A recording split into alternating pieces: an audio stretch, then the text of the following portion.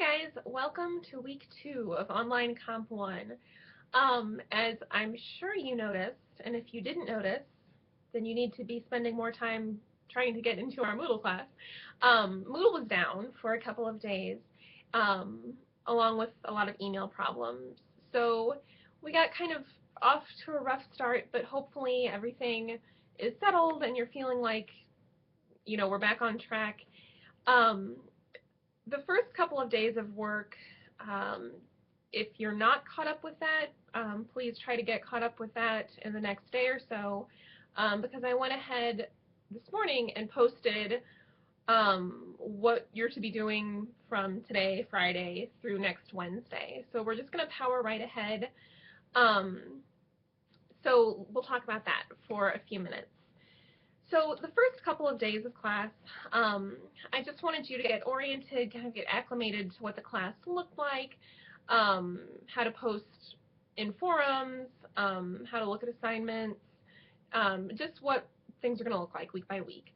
And then I had you read 3 selections from the text that are related and different at the same time, but very much related to the comp course in general. So the Euland piece about how unique and important each of your individual voices are, I think serves as an important reminder and confidence booster that your experiences and your life and your words and your thoughts have a very important place in the world around you. And hopefully this semester you'll kind of practice honing the skills of getting those thoughts and ideas out in a very eloquent way. And Shitty First Drafts, of course, is a humorous essay about the importance of the writing process and just getting something down on paper. And it's kind of up to you to find a system that works well for you.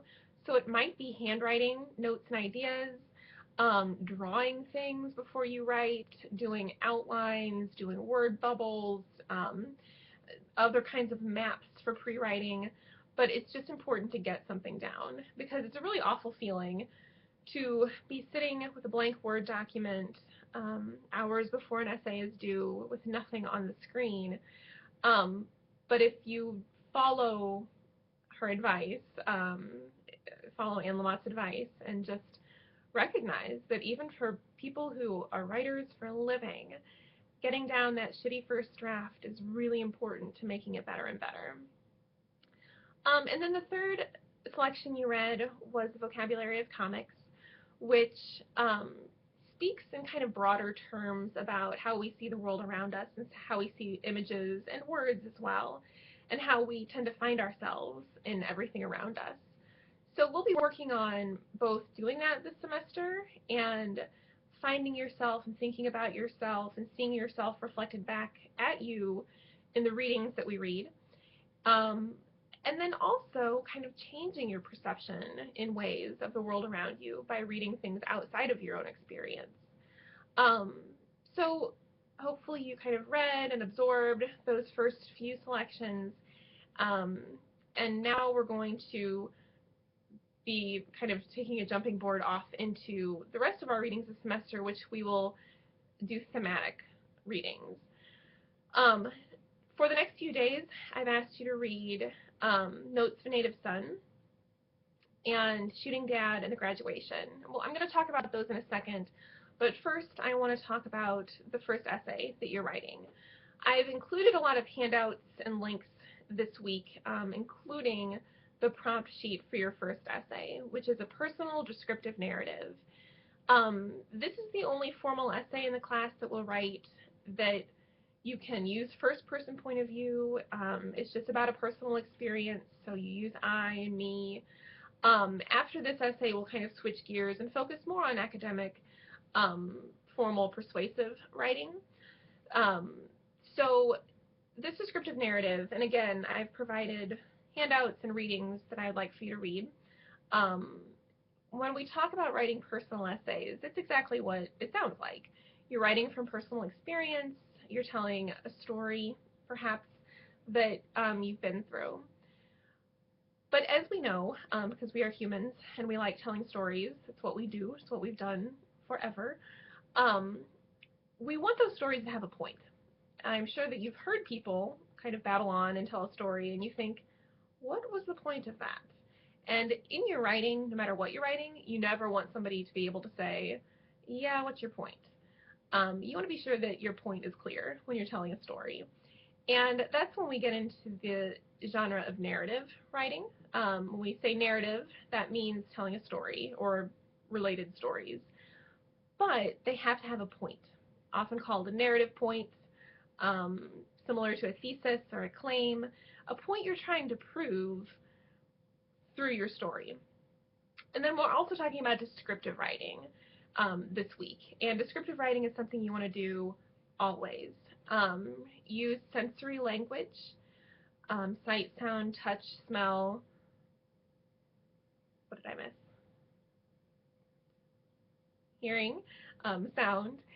Use the sensory details and try to make it so your reader feels what you're feeling. Um, a writing rule that I want you to carry with you throughout your life, anything that you write, is show, don't tell.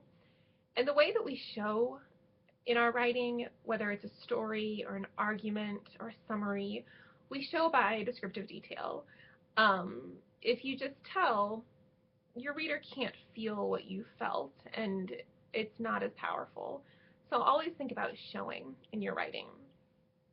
So with this first essay, a personal descriptive narrative, you're going to choose one of those prompts and tell a story, basically.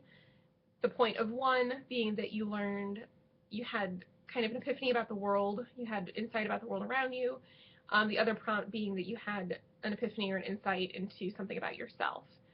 So you'll be telling a very specific story using some of the skills that you're reading about, but they have to have a narrative point. So writing descriptively um, makes your words individual, unique, um, original, but having that narrative point is what makes your story universal and shared. So even if you're really telling this compelling story that happened to you and it did not happen to me, so I can't fully empathize, by clear description, you can make me feel like I'm there with you, experiencing the same thing. But that narrative point is what makes the story even more powerful, that you have kind of this universal discovery about the world or about yourself. And that's where your readings for this week tie in, because the three readings that you'll be reading are examples of personal descriptive narratives. Notes of a Native Son, it's lengthy. There is a great deal of description, and he covers a lot of ground in his narrative. You're just going to be writing 2 to 3 pages, so don't feel like you need to take that large of an approach. But he's telling a story about his father dying, and that moment compels him to have all of these other memories and tell all of these other related narratives, which are very specific and personal to him and his life and his time, where he lived, when he lived. However, by the end, he's had also this narrative point about family, and that's a kind of a good example of what a descriptive narrative looks like. Shooting Dad, same idea, and you can listen to her read that too. I encourage you to do that, to listen to her read it. She has a great reading voice, but she kind of starts out telling a broad story about her childhood, but then she singles in at the end on this single moment that she realized that she and her father had more in common than she thought. Um, and then the third, The Graduation, and this is by Maya Angelou, who recently passed away. She's, again, telling a very specific story about an experience she had at her 8th grade graduation, but, and we can't totally put ourselves there. We can't imagine what it must have been like to pre-civil rights era be a young black girl in the South.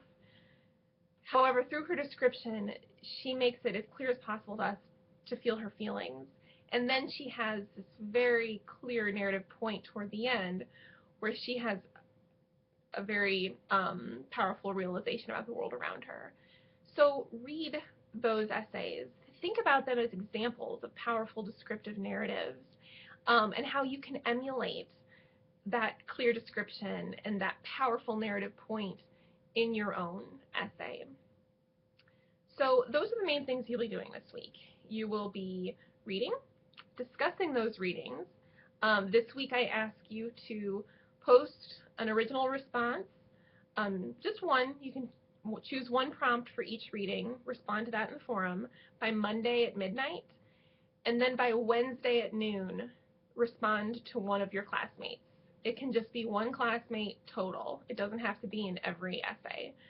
And then you'll also be looking at all of those resources that I provided you about writing narratives, about writing descriptively, and using that instruction and using the examples of good essays, you'll be constructing your own narrative, which will be due next Wednesday at noon. This is quick turnaround time. We're not doing a full writing process.